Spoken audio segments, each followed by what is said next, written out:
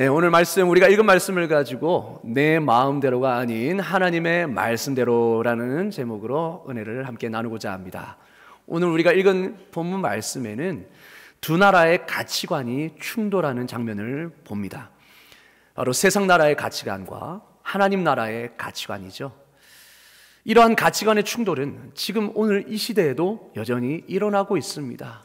무엇입니까? 하나님 없이 자신이 왕이 되어 사는 인생, 그러니까 자기가 주인이 되어 사는 인생과 하나님을 왕으로 모시는 그런 인생, 이 두 가치관이 여전히 지금도 충돌하고 있다는 거죠. 오늘 본문은 이 다른 두 가치관을 가진 인물 간에 벌어지는 사건을 말해주고 있습니다. 오늘 이 말씀을 통하여서 이 두 가치관의 충돌이 어떻게 일어나는지를 살펴보고, 또한 이 충돌에 대해서 우리가 어떤 태도를 가져야 될지를 살펴보는 복된 시간 되기를 간절히 소망합니다. 첫 번째 우리가 볼 수 있는 것은 하나님 나라의 가치관으로 살았던 나봇을 볼 수 있습니다. 오늘 말씀에는요, 또 지난번과 같이 북이스라엘 왕 중에서 가장 사악한 왕이었던 아합 왕이 등장하죠. 이 아합 왕궁 가까이에는 이스라엘 사람 나봇의 포도원이 있었습니다. 그러니까 아합 왕이 왕궁을 드나들면서 가까이 있으니까 자주 보겠죠. 너무나 아름답고 열매도 너무 아름다운 거예요. 그래서 그것을 가지고 싶은 마음이 있었습니다. 그 마음속으로는 이렇게 생각했겠죠. 내가 왕인데 내가 원하는 것은 다 가질 수 있겠지. 돈이 없어, 힘이 없어. 그래서 나봇에게 그것을 나에게 팔아라. 내가 팔면 그거보다 더 좋은 포도밭을 너에게 주든지 아니면 그에 상응하는 상당한 대가를 너에게 주겠다, 이렇게 제안합니다. 우리 입장에서는 당연한 제안 같지요. 그래서 아합도 돈으로 못한 일이 무엇일까? 그래서 그렇게 제안했습니다. 그런데 여기에도 바로 이 가치관이 충돌합니다. 아합은 돈이면 다 될 수 있다라는 가치관을 가지고 그를 제안했고, 그러나 나봇은 단호하게 거절합니다. 왜냐? 돈보다 하나님의 말씀, 이 율법의 가치가 더 크다고 생각했기 때문이죠. 나봇에게는 돈보다 더 중요한 가치가 있었습니다. 바로 하나님의 말씀, 율법이었습니다. 나봇은 이런 지하에 거절합니다. 그 하나, 이유는 단 하나, 바로 조상의 기업을 파는 것은 여호와 하나님이 금하신 것이다 라는 이유 때문이었습니다. 여러분, 율법에 의하면 땅은 주님으로부터 받은 그 기업, 여러분 제비 뽑아 받은 그 기업이 다 있죠. 유업이 있습니다. 그 유업은 사고 팔 수가 없었습니다. 레위기 25장 23절에 보면 토지를 영구히 팔지 말 것은 토지는 다 내 것임이니라. 너희는 거류민이요 동거하는 자로서 나와 함께 있느니라, 이렇게 말씀합니다. 그래서 하나님은 이스라엘에서 땅 매매를, 영구히 땅을 파는 것을 매매하고, 그러니까 팔고 사는 것을 금지하셨습니다. 설사 빚을 져서 땅을 담보로 내어준다고 해도 50년, 희년이 되면 그 땅을 원주인에게 돌려줘야만 했습니다. 그래서 2대가, 2세대가 가기 전에 그렇게 땅을 본 소유가 돌려받을 수 있었죠. 왜냐하면 그 당시에 이스라엘 사람들은 땅이야말로 삶의 기반이고 터전이었기 때문입니다. 제조 기술이 있었습니까? 무엇이 있었습니까? 농사를 짓고 그 땅의 소작물로 인해서 먹고 사는 그 삶이었거든요. 그렇기 때문에 그 땅이야말로 그 삶을 꾸려나갈 수 있는 기반이 되었던 거죠. 그래서 하나님은 그것을 안전하게 보장해 놓으셨던 겁니다. 율법을 통하여서 땅을 사고 팔지 못하도록. 그래서 그 땅을 영원토록 그 후손들이 땅을 가질 수 있도록. 그런데 당시 이스라엘 사람들은요, 율법을 개의치 않고 땅을 매매했습니다. 희년이 돌아와도 담보로 받은 그 땅을 돌려주는 일은 거의 없었습니다.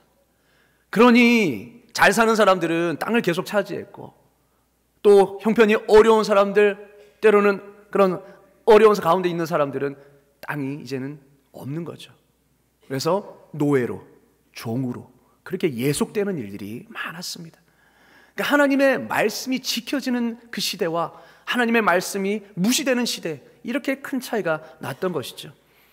그 시대는 하나님의 말씀이 철저히 무시되는 시대였습니다. 그래서 아합도 이런 배경 속에서 나봇에게 포도원 땅을 팔 것을 제안한 것이죠. 하지만 나봇은 아까도 말씀드린 것처럼 왕의 제안을 단호히 거절합니다. 그에게는 돈보다는 하나님의 율법, 말씀이 우선이었기 때문이죠. 나봇에게는 돈을 아무리 많이 준다고 해도, 아무리 자신에게 이익이 되는 일이라고 해도 하나님이 노라고 하면 안 되는 겁니다. 나봇의 인생은 그랬습니다. 여러분, 나봇이 이 아합 왕의 요구를 거절하기가 쉬웠겠습니까? 여러분, 권력을 가진 한 나라의 왕이 자신에게 이렇게 제안을 하는 것에 대해서 거절하는 것이 쉬웠겠습니까? 아니요. 아합과 나봇은 대등한 관계가 아니었습니다. 왕과 백성의 관계였어요. 그리고 게다가 아합과 이세벨이 누구입니까? 선지자들까지 잡아 죽였던 무법한 왕이었지 않습니까? 엘리야까지도 두려워했던 그런 존재였습니다. 그럼에도 나봇은 목숨을 걸고 왕에게 거절 의사를 비쳤습니다. 이는 단순히 포도원에 대한 애착 때문이 아니었습니다. 이 포도원 나무한테도 뺏게 할 수 없어, 이게 아니라, 포도원에 대한 애착 때문이 아니라 율법, 즉 하나님의 법을, 하나님 나라의 법을 지키기 위한 신앙, 그거 한 가지 이유 때문이었다는 거죠. 그래서 나봇은 왕의 권세보다 하나님 나라의 법을 더 두려워했던 신앙인이었습니다. 그는 왕의 백성이기 이전에 하나님 나라의 백성이다 라는 정체성을 가지고 있었습니다. 그래서 하나님 나라의 백성은 그 나라의 법을 따를 수밖에 없는 거죠. 그래서 하나님의 법을 가장 우선시했던 거죠. 그래서 왕의 명령이라 할지라도 그것이 하나님의 말씀에 어긋나면 노인 겁니다. 그렇게 단호한 삶을 살았습니다. 그런데 여러분, 이렇게 이 세상의 가치관이 팽배한 이 세상 속에서 하나님 나라의 가치관으로 가지고 살면 반드시 충돌과 갈등이 일어날 수밖에 없습니다. 바로 이 갈등이 지금 일어납니다. 두 번째로 우리가 살펴볼 것은 세상 나라의 가치관을 가지고 살았던 아합과 이세벨입니다. 아합은 이 나봇이 자기 뜻대로 따라주지 않자 어떻게 합니까? 4절에 보니까 근심하고 답답하여 왕궁으로 들어와서 침상에 누워 얼굴을 돌리고 식사를 아니하니. 여러분, 이미지가 상상으로 그려지십니까? 지금 이 원하는 것을 못 가지니까 끙끙 앓는 겁니다. 마치 아이가 원하는 장난감 부모님이 사주지 않으면 어떻게 합니까? 바닥에 들어 앉아가지고, 그죠? 안 가 막 떼쓰며 울듯이 지금 아합이 그러고 있는 거죠. 마치, 그죠? 사실은 율법이라는 것은 그 나라의 법입니다. 그리고 관습입니다. 이게 안 된다고 하면, 율법이 안 된다고 하면 안 되는 줄 알아야죠. 포기해야죠. 내려놓을 줄 있어야죠. 그런데 그리고 내가 통제할 수 없는 일이라면 욕심을 내려놓고 포기를 해야 될 텐데 여전히 놓지 못하고 여전히 욕심과 탐심에 지배당해서 끙끙 앓는 아합의 모습을 볼 수 있습니다. 그러니까 식사도 하지 않으니까 아내 이세벨이 당연히 걱정이 되겠죠. 그래서 무슨 일이냐 묻습니다. 그래서 이런 일이 여차하지 이런 일이 있었다라고 다 들은 이세벨은 답답하다는 듯이 이렇게 이야기합니다. 왕이 지금 이스라엘 나라를 다스리나이까. 이 말이 무슨 말입니까? 아니, 당신이 이스라엘 나라를 다스리는 왕이 맞습니까? 왕이 맞습니까? 이런 말입니다. 아니, 당신이 힘이 없습니까? 돈이 없습니까? 권력이 없습니까? 아니, 그렇게 다 가지고 있으면서도 한 나라의 왕이 아이처럼 입감 문제로 속앓이를 앓고 있냐고 자존심 팍팍 건드려가면서 핀잔을 주고 있죠. 그러면서 이세벨은 이렇게 말합니다. 걱정하지 마세요. 걱정 마시라고. 내가 당장 나봇의 포도원을 당신 앞에 가져다 주겠다. 이렇게 호언장담합니다. 여기서 이세벨이 나봇의 포도원을 취하는 방법은 세상 나라의 법과 가치관이 어떤지 적나라하게 보여주고 있습니다. 여러분, 이세벨은 자기가 원하는 것을 얻기 위해 수단과 방법을 가리지 않습니다. 자기가 가지고 있는 그 공권력, 권력을 마구잡이로 자기가 원하는 것을 얻기 위해서 사용하죠. 한마디로 권력의 남용을 보여주고 있습니다. 어떻게 합니까? 이세벨은 나봇이 살고 있는 그 귀족, 그 지역의 장로와 귀족에게 아합 왕의 이름으로 편지를 씁니다. 아합이 마치 쓴 것처럼 그렇게 편지를 씁니다. 내용인 즉슨 불량자 두 사람을 포섭해서 거짓 증인으로 세워서 나봇을 모함해서 누명을 씌워 죽여라 라는 명령이었습니다. 거짓 증인 둘을 내세워서 그 거짓 증인, 그 증인 두 사람은 바로 증인의 최소 충족수를 말하는 거거든요. 왜냐? 한 사람은 위증할 수 있기 때문에 꼭 두 사람의 증인이 있어야만 그것이 판결이 날 수 있다라고 율법이 말하고 있습니다. 그래서 두 사람인 겁니다. 두 사람을 돈 주고 포섭해라. 그래서 그 나봇에 대해서 거짓 증언을 하게 하라. 근데 그 거짓 증언이 무엇입니까? 하나님과 왕을 저주했다. 내가 들었습니다. 나봇이 우리 있을 때에 하나님을 저주했습니다. 그리고 왕도 저주했습니다. 없는 얘기를 지어다가 지금 거짓 증언을 하게 한 겁니다. 그래서 여러분, 하나님을 모독하거나 하나님을 저주하면 그 당시에는 어떤 벌이 처해졌습니까? 사형입니다. 그 당시 그 자리에서 바로 돌로 쳐 죽였습니다. 그러니 가장 어떻게 보면 중한 죄죠. 이거를 모함시켜서 누명을 씌워서 나봇을 죽이게 하라, 이렇게 편지를 쓴 겁니다. 자, 이세벨이 지금 보니까 율법을 너무 잘 알고 있었죠. 두 증인을 세워야 된다는 것도 알고 있었고, 하나님을 저주하면 사형이다라는 것도 너무 잘 알고 있었어요. 이세벨 자신은 율법을 지키지 않으면서도 율법은 너무 잘 알고 있어서 자기가 유리한 대로 그 율법을 갖다 씁니다. 게다가 나봇에게 덮어씌울 제목이 뭡니까? 하나님을 저주했다. 그런데 이 논리로 갈 것 같으면 그 앞에 나왔던 아람 왕 베나닷도 죽였어야 합니다. 그 전에 무슨 일이 있었냐면 아람 왕 베나닷이 하나님을 저주한 사건이 있었습니다. 아람이 이제 북이스라엘을 치려고 할 때에 1차 전쟁에서 실패했습니다. 졌습니다. 그때에 뭐라고 말했냐면, 이스라엘 다스리는 여호와라는 신은 산의 신이지 골짜기 평지의 신은 아니다, 이렇게 얘기했습니다. 그러니까 하나님을 모독한 거죠. 산에서만 강한 신이지 평지에서는 아무것도 아니야, 맥을 못 추는 신이야. 공개적으로 이스라엘 앞에서 하나님을 모독한 겁니다. 그러면 당연히 이거는 하나님의 전쟁으로 생각해서 하나님을 모독한 저 베나닷을 죽여야 되는 거 아닙니까? 하나님께서 그래서 승리하게 하셨습니다. 그래서 2차 전쟁 때 승리하게 하셔서 베나닷을 포로로 잡았습니다. 그러면 죽여야죠. 왜냐? 하나님을 저주했으니까 그 법대로 죽여야죠. 그런데 어떻게 합니까? 풀어줍니다. 왜냐? 자기에게 좋은 일을 해주었기 때문에, 좋은 것을 준다는 이유로, 자기의 유익이 된다는 이유로 풀어줘 버립니다.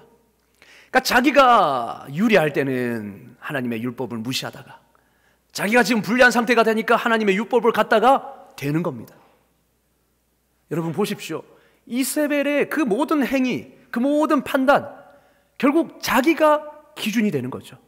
자기가 유리하면 갖다 썼다가 자기가 불리하면 내버리는, 한마디로 기준과 원칙이 없습니다. 자기가 기준이 되는 거죠. 그러니까 코에 걸면 코걸이가 되고 귀에 걸면 귀걸이가 되는 겁니다. 결국 나봇은 이 이세벨의 계략으로 죽게 됩니다. 그래서 주인이 없어진 포도원을 이세벨은 취해서 뺏어다가 아합에게 가져다 주죠.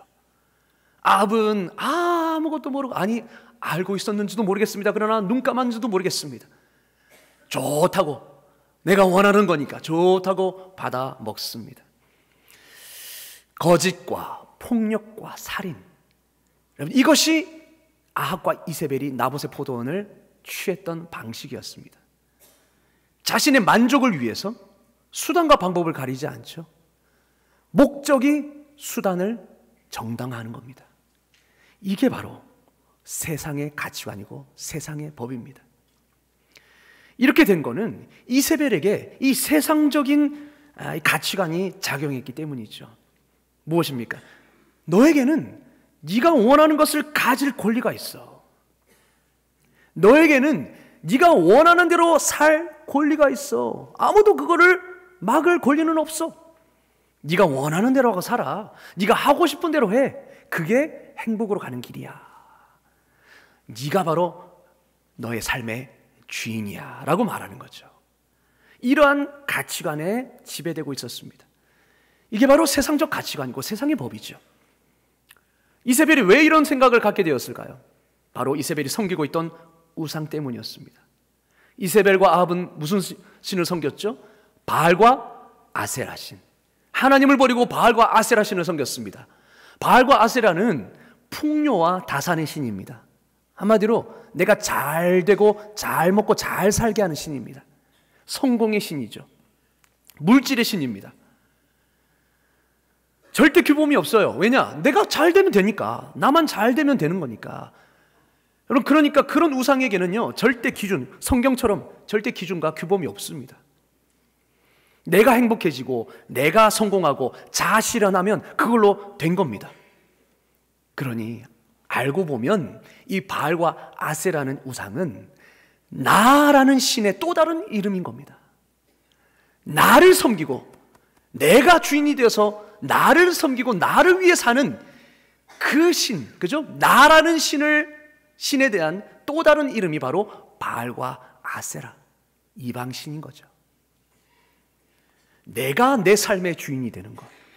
그러니 모든 판단의 기준은 무엇입니까? 나일 수밖에 없는 겁니다. 옳고 그름의 가치 판단의 기준은 나인 겁니다. 나에게 유리하면 좋은 거고 나에게 불리하면 악한 것, 나쁜 것, 이렇게 판단이 되는 거죠. 그래서 내 자아를 실현해 나가고 내가 원하는 삶을 살아가는 데 있어서 방해가 되는 것들은 다 나쁜 겁니다. 도덕적 판단이 나를 기준으로 이루어지는 거죠. 그러니까 나쁜 것은 당연히 제거해도 되는 겁니다. 방해되는 것들을 제거해야만 내가 행복해질 수 있다, 이렇게 생각하는 거죠. 그래서 이세벨이 이런 짓을 저지른 거죠. 여러분, 이러한 가치관은 딱 지금 세상이 지배하는 가치관과 맞닿아 있습니다. 너에게는 네가 원하는 것을 가질 권리가 있고 네가 원하는 대로 살 권리가 있어. 네 마음이 시키는 대로 해. 네가 하고 싶은 대로 하고 살아. 아무도 그걸 금지할 권리는 없어. 이게 이 세상이 지금 지배하는 가치관이라는 겁니다. 그래서 모든 금지하는 것을 금지하라. 이 모토가 작용하고 있죠. 금지하는 것이 나를 불행하게 하니까 그 금지하는 것을 제거해버려. 금지해. 그러면 네가 행복하게 살 수 있어. 이렇게 이야기하죠.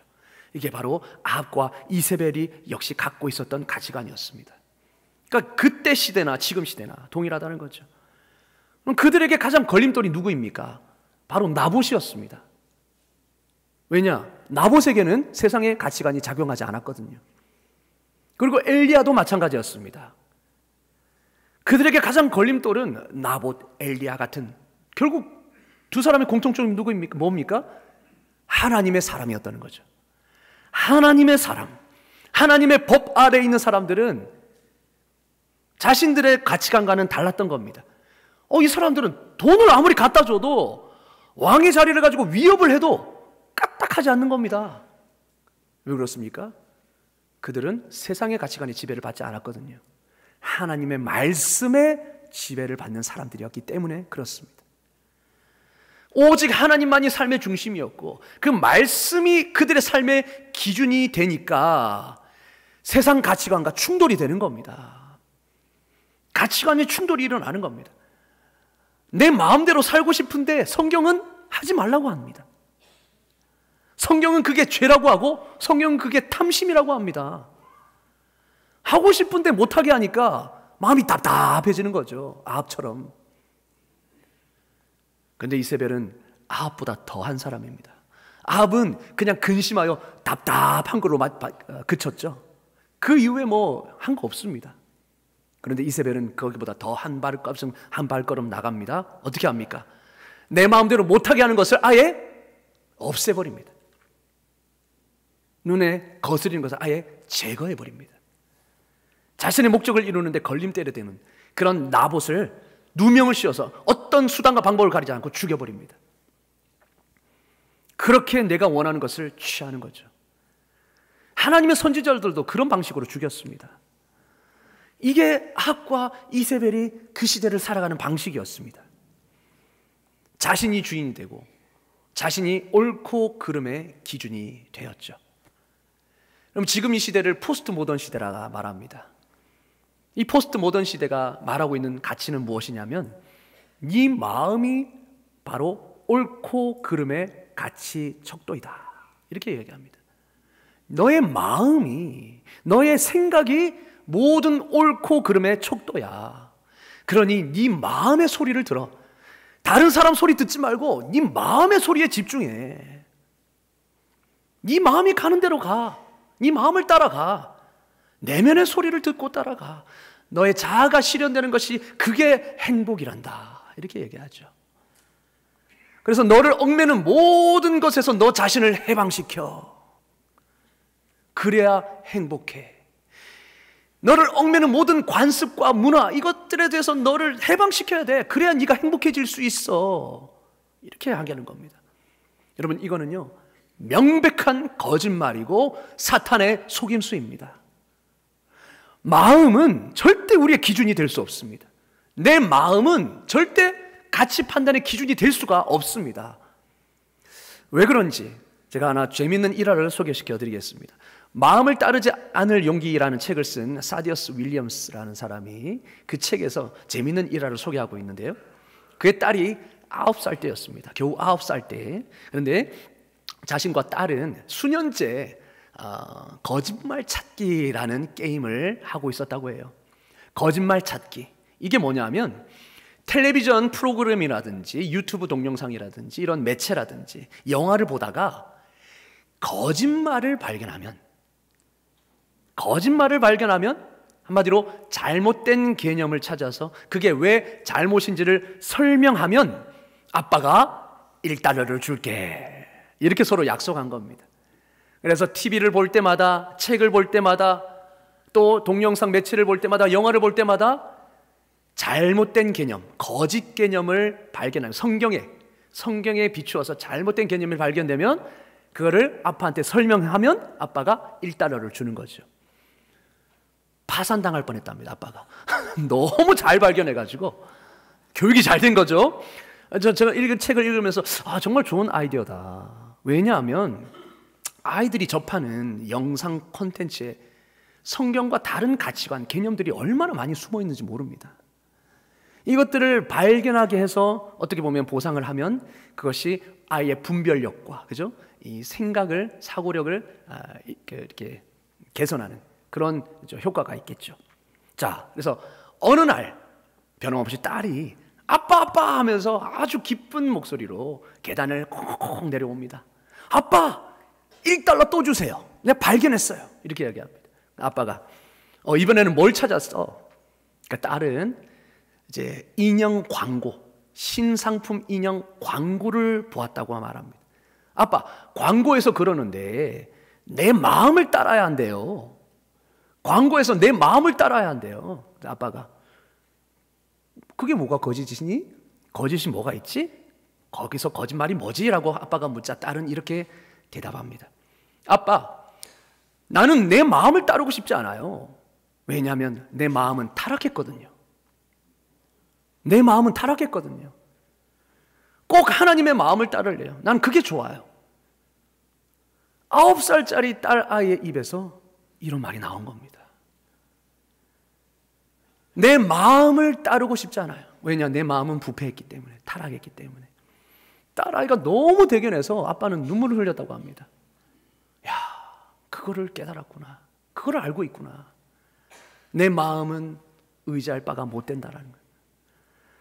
딸은 그날 단번에 $5를 받았습니다. 얼마나 대견했든지 그냥 주머니에서 지갑을 있는데 그래도 다 꺼낸 거죠. 여러분, 성경은 마음에 대해서 뭐라고 말합니까? 만물보다 거짓되고 부패된 것이 마음이다, 이렇게 이야기합니다.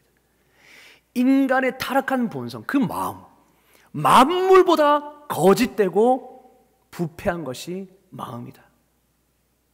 예레미야 선지자는 그렇게 이야기하면서 이거를 누가 알겠느냐, 이렇게 한탄합니다.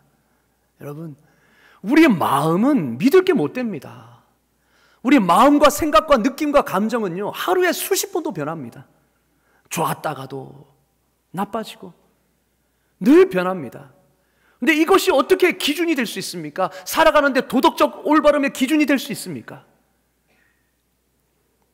근데 지금 세상은 그게 기준이라고 말합니다. 그게 기준이 돼야 된다 말합니다. 그래야 네가 행복할 수 있다고 거짓말로 속삭이고 있습니다. 여러분, 우리에게는 변하지 않는 성경 말씀만이 우리의 삶의 기준이 될 줄로 믿습니다. 아멘. 하나님의 말씀, 변하지 않는 그 성경 하나님의 말씀만이 우리의 삶의 기준이 되는 거죠. 성경은 분명히 말씀합니다. 무엇이 선이고 무엇이 악인지, 무엇을 해야 되고 무엇을 하지 말아야 될지, 무엇이 정의고 무엇이 불의인지 분명하게 말씀합니다. 성경은 단호하게 모든 탐심은 죄악이다 말씀합니다. 그리고 그 죄악은 버려야 된다 말씀합니다. 여러분, 우리 마음이 어떻습니까? 탐심이 가득하지 않습니까? 그러면 그 탐심을 버려야죠. 죄악을 이겨야죠. 죄악에 맞서 싸워야죠. 그게 하나님의 기준입니다. 욕심은 죄를 낳고 죄가 장성한 즉 사망을 낳느니라. 욕심을 버려야 된다 말합니다. 근데 세상은 네 마음대로 살아. 네 마음이 끌리는 대로 가. 너의 성별도 네 마음대로 그렇게 결정해. 이렇게 이야기합니다. 자아실현이 아니라, 성경은요, 자아실현이 아니라 예수를 실현할 때에, 너의 삶에서 예수를 드러낼 때에 그때 네가 복된 삶을 살 수 있다 말합니다. 세상과는 정반대이죠. 하지만 세상은 자기 마음대로 못하는 것이 자신을 불행하게 만드는 요인이다 이렇게 말합니다. 네 마음대로 살지 못하도록 얽매는 성경이야말로 너를 불행하게 하는 요인이야. 그러니 없애, 무시해. 하나님이 너를 불행하도록 그렇게 성경을 말씀을 주가지고 너를 얽매여 죄책감을 해가지고 죄책감을 불러일으켜서 너의 삶을 컨트롤하려고 하는 거야. 이렇게 거짓말로 속삭이는 겁니다. 하나님을 인정하지 않고 모르는 자들은 그렇게 생각할 수 있겠죠. 말씀을 따라 살지 않는 사람에게는 그 말씀이 근심과 화를 불러일으킵니다. 바로 아합처럼. 그렇죠? 하지만 하나님을 믿고 따르는 자들에게 그 말씀은 내 발의 등이요 내 길의 빛이 되는 것입니다. 나의 삶을 생명의 길로 인도하는 가장 안전한 내 등대가 되는 거죠. 그래서 환난 날에 나의 큰 도움, 이게 바로 하나님의 말씀이 되는 것입니다. 그래서 우리 그리스도인은 성경을 내 삶의 모든 규범으로, 기준으로 삼습니다. 그 말씀대로 사는 것입니다. 그 말씀이 no라고 하면 내 삶에서도 no 하는 겁니다. 그 말씀이 yes라고 하면 그 말씀에 대해서 순종하는 겁니다. 그런데 그렇게 사니까 세상과 충돌하는 거죠. 왜냐? 세상은 그를 반대로 말하고 있으니까요. 충돌하는 겁니다. 마치 나봇과 아합이 충돌했듯이. 근데 예전에는요, 충돌하면 아합처럼 그냥 혼자 속앓이만 했다면 세상이, 근데 이제는요, 이세벨처럼 권력과 힘을 등에 안고 적극적으로 움직입니다. 그래서 방해가 되는 세력들을 제거하려고 합니다. 어떻게 합니까? 점차 이 세상에서 하나님이라는 존재를 지워버리려고 하죠. 교육 분야에서. 창조론이 과학적이지 않다라는 이유로 창조론을 무시해버리고 진화론만 가르쳐서 하나님 없는 세상을 만들어 갑니다. 하나님의 말씀도 부정해버립니다. 태초에 분명히 하나님이 창조하시고 사람을 창조하실 때 남자와 여자 이 두 가지의 성만 창조하셨다고 했는데 두 성이 아니라 제3의 성이 있다라고 가르칩니다. 그러면서 하나님의 말씀을 신뢰하지 못하도록 부정하도록 만들어버립니다. 이게 아합과 이세벨이 했던 일입니다. 똑같이 그렇게 했습니다. 어떻게 했을까요? 북이스라엘에 하나님께 드리는 모든 제단을 무너뜨려 버렸습니다. 하나님께 예배하지 못하도록 아예 예배를 없애버렸습니다. 선지자들을 다 잡아 죽였습니다. 하나님의 말씀을 듣지 못하도록 선지자들을 다 잡아 죽였습니다. 율법을 무시해버렸습니다. 자, 신의 존재를 지워버리면 남는 건 무엇입니까? 보이는 물질 세계뿐이죠. 물질, 그리고 나 자신, 자아. 그러니까 물질과 자아만 남게 되는 거죠. 결국 자기가 주인이 되는 거고 자기가 기준이 되는 것입니다. 이렇게 되는 거죠. 이세벨처럼 지금 사회도 그렇게 가는 겁니다. 요즘 사회는요, 이렇게 말합니다. 심리적 인간의 사회다. 심리적 인간의 사회다. 이게 무슨 말인지 어렵죠, 여러분? 한마디로 내면을 중요하게 여기는 사회다라는 겁니다. 각자 개인의 내면을 중요히 여기는 사회다. 마음 가는 대로 해. 네 마음 가는 대로 따라가. 내면의 소리를 듣고 따라가. 다른 사람, 다른 말씀에 귀를 기울이지 마. 너의 내면을 듣고 따라가. 그러니까 옳고 그름의 가치 체계가 내 느낌과 감정에 따라 결정이 되는 겁니다. 내가 기분이 좋고 내가 행복하면 그게 옳은 것이 되는 겁니다. 내가 기분이 좋고 내가 행복하면 그게 옳은 거예요. 그리고 반대로 내가 기분이 나쁘고 내 감정을 상하게 하면 그거는 나쁜 겁니다. 그러니까 내 느낌과 감정이 도덕적 기준이 되는 거죠. 네, 문제는 지금 사회는 이거를 용인하는 시대다라는 겁니다. 이거를 사회가 적극 권장하고 용인해서 법제화하는 시대라는 겁니다. 이 사회는 이게 인권이다 말하죠. 이게 다 같이 행복한 사회를 만드는 길이다 이렇게 이야기하죠. 여러분, 그렇게 되면 일어나는 문제가 무엇이겠습니까? 그러한 사회에서는 인간의 죄악된 욕망과 탐심을 제어할 방법이 없다는 겁니다. 인간의 폭주하는 탐심과 욕심을 제어할 방법이 없다는 거죠. 왜냐? 사회가 그걸 용인해버리고 그걸 권장하니까 오히려 그 탐심과 욕심을 부추기는 거죠. 네 마음대로 살아. 그게 옳은 거야. 네가 행복하면 됐어. 그게 옳은 거야. 절대 기준이 사라져버리죠. 죄를 죄라고 하지 못하는 시대. 죄를 죄라고 하면 상대방의 기분이 나쁘기 때문에 그거는 죄인 겁니다. 그렇게 말하는 사람이 죄인인 겁니다. 그러니까 죄를 죄라고 말하지 못하게 사회적으로 그렇게 분위기 그리고 제도화 시켜버리죠. 그러면은 뭐가 선인지 악인지 구분이 되지 않습니다. 분별력이 사라집니다. 절대 기준이 사라져버립니다. 그런데 더 문제인 거는 이런 사회 분위기 속에서 우리 그리스도인들조차, 기독교인들조차 네 마음이 가는 대로 해라는 식의 이런 세상적 가치관을 따라 사는 경향이 많아지고 있다는 겁니다. 이런 세상에서 살다 보니 물이 드는 거죠. 그래서 나도 모르게 네 마음이 시키는 대로 해.